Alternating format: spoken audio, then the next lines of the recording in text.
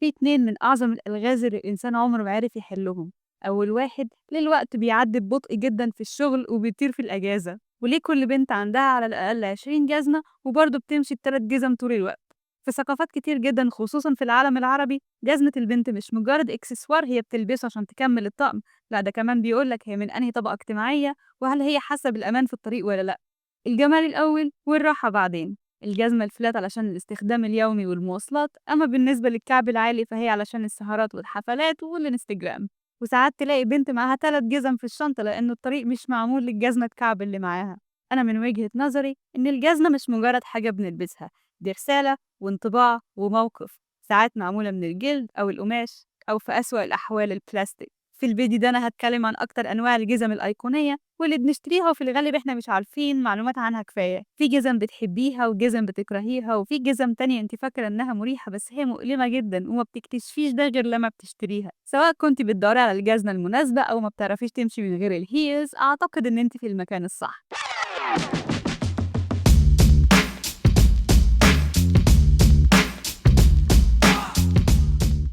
يلا نبدأ من المكان اللي معظمنا فيه بيقضي معظم وقتنا، اللي هو الشغل. صحيح انت مش ماشية على الرانواي، بس برضه المكتب حاجات تحط في الاعتبار، وهناك الجزمة بتقول عنك كلام كتير جدا من قبل ما انت ما تتكلمي. عندك اللوفرز مثلا، أصلها بيرجع للصيادين النرويجيين في منطقة اسمها أورلاند. كانوا بيلبسوا جزمة سهلة ومن غير جلد وما فيهاش رباط علشان يسهلوا حياتهم في السفن. في الثلاثينات اتنقل الديزاين لأمريكا وبقى اسمه ويجنز، اختصار لكلمة نرويجنز، ومن هنا بدأت شهرة اللوفرز. هي فيها مميزات كتير، مريحة أنيقة، ولو اشتريتيها جلد ممكن تبقى فورمال. عامة اللوفرز أول ما بتشتريها بتبقى صعبة شوية في اللبس وبعد كده بتاخد على شكل رجلك. أنا عن نفسي بحبها جدا.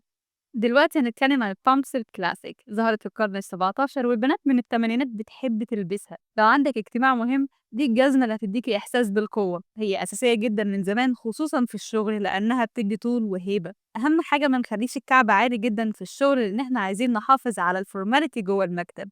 لازم يكون الموضوع شياكة من غير مبالغة. خدي بالك إنه مش كل البامبس زي بعض، دوري على اللي فيها دعامة من عند الأرش بتاع الجزمة لأنها لو متبطنة في الأماكن المظبوطة معنى كده إنها هتحافظ على مشط الرجل بتاعك. خدي بالك إنه الألم مش حاجة المفروض نستحملها. نيجي بقى للباليه فلات، كل الناس بتحبها علشان مريحة بس هي مش سهلة. في منها أشكال أنيقة جدا وأشكال تانية شكلها كأنك نسيتي تغيري الشبشب قبل ما تنزلي. أفضل موديل هو الباليه فلات بتاع شانيل اللي هو الكلاسيك اللي بلونين. هي شيك جدا بس للأسف اتقلدت كتير أوي. خدي بالِك وأنتِ رايحة تشتري الباليه فلات، لو بتتني في إيدِك زي الورقة يبقى لأ، لازم يكون ليها هيكل وشكل مضبوط. أمّا بالنسبة للsling packs هي حاجة كده في النُص ما بين الcasual والformal. هي مش جَد جدًا زي الpumps، تنفع في الصيف وفي نفس الوقت بتدّي look مرتب جدًا للoutfit بتاعِك. أهم حاجة تختاري الكعب بمنتهى العناية على حسب المكان اللي أنتِ رايحاه وعلى حسب هو الصبح والّا بالليل. الجزمة في الشغل هي مش بس شكل، دي بتأثّر على راحتِك وأدائِك طول اليوم. اختيار الجزمة الصح بيأثّر على ثقتِك بنفسِك في الشغل وعلى أدائِك برضه. لمّا تختاري الجزمة الصح هتحسّي بالثقة والتركيز، غير لمّا تكوني مشتتة بالألم والوجع اللي كان ممكن تحسّي بيه. دلوقتي هنتكلم عن الحياة اليومية، ولا مقابلات شغل ولا مناسبات وأفراح، لكن الوقت اللي إحنا بنقضّيه في الكافيهات والسوبر ماركتس والوقت اللي بنروح نجيب فيه الأولاد من المدرسة. لسه عايزة يكون شكلِك منظم ومرتب بس في نفس الوقت رجليكِ تكون مستريحة.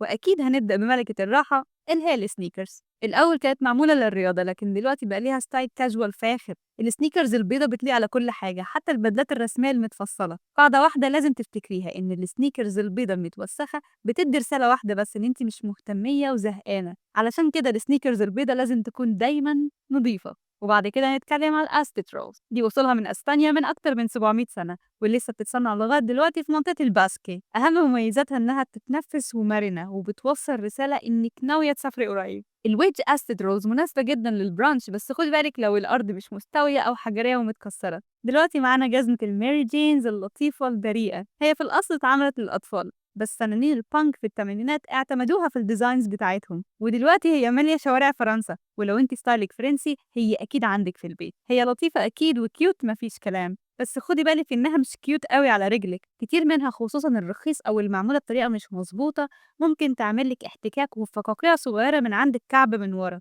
اختاري الأنواع اللي فيها هيكل ودعامة حقيقية مع بطانة مريحة. دلوقتي معانا النيوز، سهلة أنيقة بسيطة وفيها شوية غموض. الميول الفلات ممتازة للمشاوير السريعة، أما المدببة فهي ممكن تدي الشياكة لأي طقم انتي لابساه. اتشهرت مؤخرا لأنها بتعبر عن الراحة وبتدي وقار كده مش مفهوم، بتخلي شكلك أكنك مخططة للطقم بتاعك حتى لو انتي لابسة ب5 دقايق. لو شفتي بنت لابسة سويد نيوز، البنت دي أكيد شيك. مشكلتها الوحيدة معايا إنها بتبقى حلوة جدا على البنت الطويلة، ما بتبقاش حلوة قوي على البنت القصيرة أو البنت البيتيت. الدنيا مليانة اختيارات، فلو عندنا جزمة للاختيار اليومي ده هيوفر علينا وقت كبير جدا كل يوم. خلينا نتكلم شوية عن جزم السهرات. عارفة الوقت اللي رجلك وذوقك في اللبس عاملين ماتش مصارعة وانتي مش عارفة تضحي بمين فيهم؟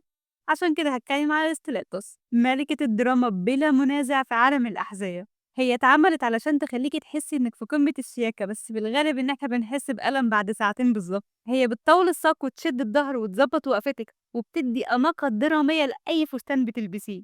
هي فعلا مناسبة للسهرات، بس خدي بالك انك ما ترقصيش كتير، ما تقفيش كتير، وما تمشيش كتير. كل ده انا مش عايزة اتكلم على البنات اللي بيلبسوا ستيلاتوس ويروحوا بيها الحرم الجامعي.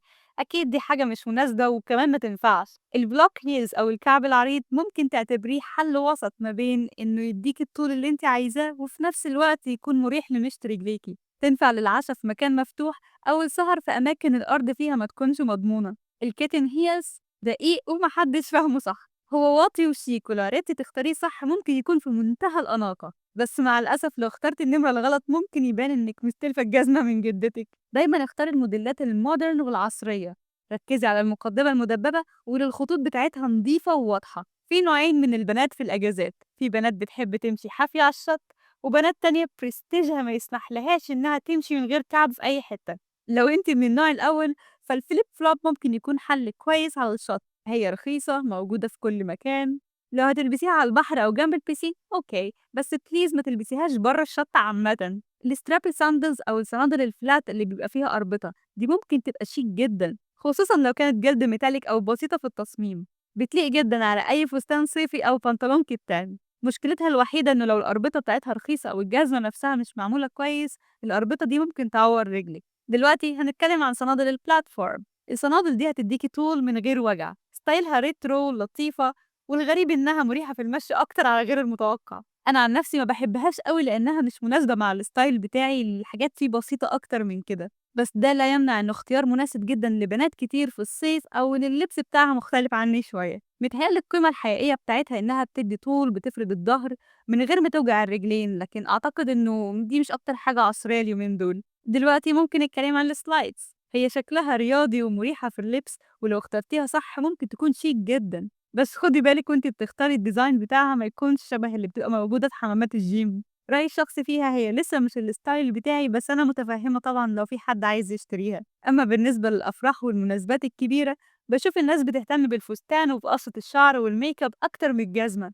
عشان كده هتكلم عن الامبالشت هيلز. بتشوفي أحجار الكريستال والستان واللمعان اللي في الغالب بيتحول لكابوس بعد ساعتين. بنلبسهم عشان الدخلة وصور الانستجرام، وبعد كده رجلنا تبقى في السرفايفل مود. في بنات كتير عندها بعض النظر بيبقى عندها جزمة بديلة، شبشب صغير، ساندل شيك صغير موجود في الشنطة. ده مش قلة صبر على فكرة، دي استراتيجية أوكي احنا أذكياء جدا.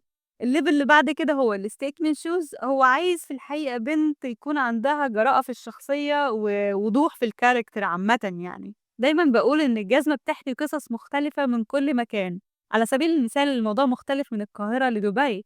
كل واحد بيشوف الجزمة بطريقة مختلفة وبيتعامل معاها بطريقة برضه مختلفة. في مصر مثلًا أنا كبرت وشُفت إنه الجزمة المفروض إنها تكون حاجة عملية.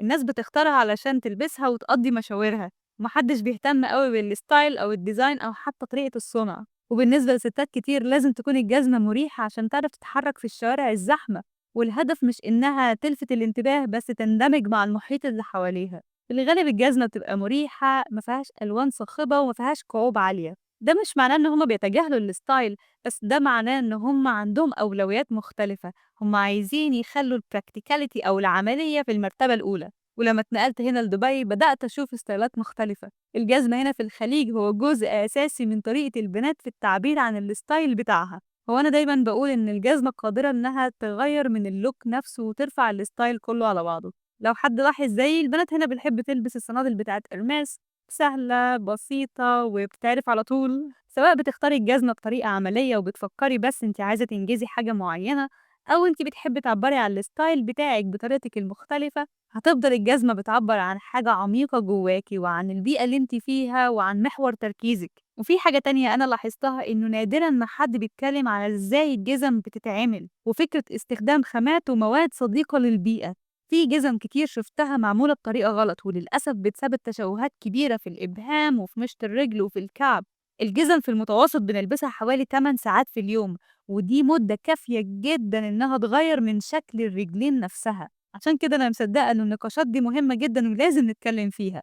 الناس ممكن تكون فاكرة إن أنا صارمة في حياتي، بس اللي ما يعرفوش إن أنا في الحقيقة باحب أعرف القاعدة عشان أعرف أكسرها صح. فمثلًا لمّا تحبي تروحي الشغل بكعب عالي، تبقي فاهمة إن الHR من حقها إنها تيجي تتكلم معاكِ وتقول لِك لو سمحتِ غيّري الكعب. بس لو لبسِك متوازن ومحترم، من حقِك إنِّك تتناقشي معاها، خصوصًا لو الكعب مش عالي جدًا. أنا طبعًا باتكلم إنه الشركة نفسها ما فيهاش dress code واضح أو المكان نفسه مش متحفّظ بزيادة، لإنه ساعتها لو كسرتِ القاعدة يبقى في مشكلة حقيقية مش هزار، فإحنا نلتزم بالrules الأول، أوكي؟ اللي عايزة أقوله إنه ما فيش حاجة اسمها أبيض وأسود، في مساحات للstyle بتاعِك الشخصي، وفي فرق ما بين إنِّك تكسري القاعدة باستهتار أو أنتِ بتكسريها بوعي ومسؤولية وحذر، لإنه في النهاية دي حياتِك وأنتِ تستاهلي إنِّك تعبّري عن شخصيتِك بكل خطوة بتخطيها. اكتبي لي في الcomment عن جزمتِك اللي أنتِ بتحبيها، وجزمتِك اللي أنتِ بتحبيها بس ما بتحبيش تلبسيها، ودوسي على زرار المتابعة وزر الجرس علشان يوصلِك الجديد اللي أنا هانزّله قريب. الحركة الصغيرة دي بتشجعني إن أنا أعمل فيديوهات أكتر وأشارككم المعلومات اللي عندي. أشوفكم الفيديو الجاي، باي باي.